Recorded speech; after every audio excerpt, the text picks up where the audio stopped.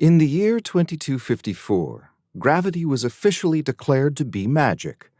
The scientists gave up trying to figure it out and handed it over to the wizards. Without the inherent respect for the laws of physics, the wizards poked and prodded at gravity, poring over all that science knew about the attraction of one object to the next, and dismissing it as poppycock. They discovered ways around the tired old limits and gave birth to the first true starships. Some enlightened journalist, covering the maiden voyage of the Impossible, noted that the ship was shaped like a hand giving the middle finger to science. Back in those days, every kid wanted to grow up to be the next Captain Stammick, zooming off to deep space to see what wonders lay waiting to be discovered. Who could blame them? The slick black uniform with shining gold buttons, name in the news every day with that billion-terra smile, speeches in front of the World Council equals Earth government. He had it all. He was a living legend. In 2258, the Convocation of Arcane Practitioners was officially recognized as the governing body of Earth's wizards.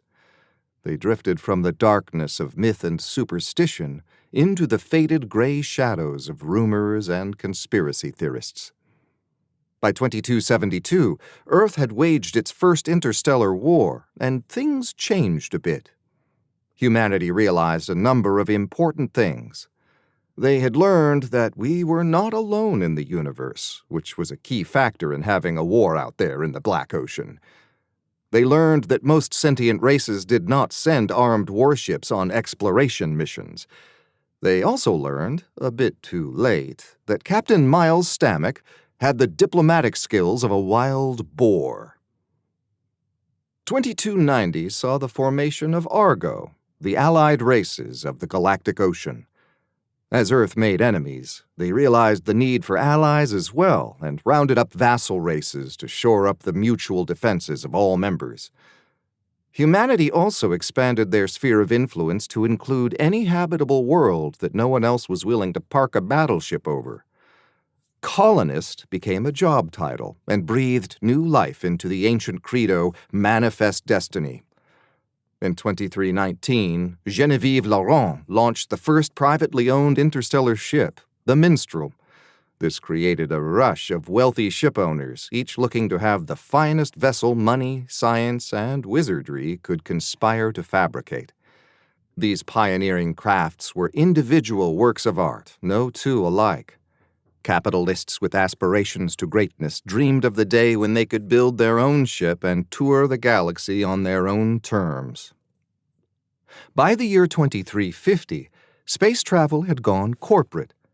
Citizens of Argo worlds could fly with Alastana, Transgalactica, Wuxian, or a number of charter services. Space Unlimited and Nebulon built ships for commercial cargo transport, while Mystel, Honda, and Frontier Starworks vied for the emerging personal starship market. With its citizens plunging headlong into the frenzy of non-governmental space travel, a new type of organization took form, the Intragalactic Corporation. Back in those days, every business school student wanted to become the next Hal Ladenburg, who turned his little home brewery into a quadrillion-terra trade empire by becoming Earth's preferred beer. It didn't matter whether it was true when he said it. He made it true everywhere outside the Sol system by being the first to lay claim to the market. By 2400, Earth's preferred was the human beverage of choice for more than 30 species. Of course, the rest of the galaxy caught on eventually, and human traders had to scrape their way by just like all the other money grubbers. Some did well enough for themselves, but exactly half did worse than average. The ones that fell far enough down either gave up or moved on. The galaxy was a big place, and once you got beyond Argo's reach, a lot fewer rules and regulations applied. That let a certain breed of underclass evolve. The sort that solved their own problems and did business with a gun in hand to keep things on the level. Back in those days, men had visions of becoming outlaws and criminal kingpins, the next Jesse James or Al Capone. There wasn't much to stop a determined sort from finding a ship, arming it to the teeth, and taking the life he wanted from the galaxy. Visions of boarding assaults on luxury cruisers and private yachts vied with dreams of private planets and exotic alien slaves. By 2512, owning a starship was the same as any other business. You could buy them new, used, or pieced together from spare parts.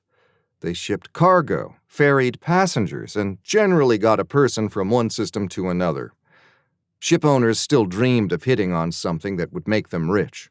An unexplored world ripe with precious metals, a utopian planet to turn into a resort, a cache of alien magical artifacts that would sell for billions back on Earth. Nobody ever dreamed that they would be sailing the Black Ocean with a crew of cast-offs, answering distress calls, and hoping to arrive in time to get first pick of the salvage. For more magical mischief in the 26th century, search Black Ocean on your favorite audiobook store or visit blackoceanmissions.com.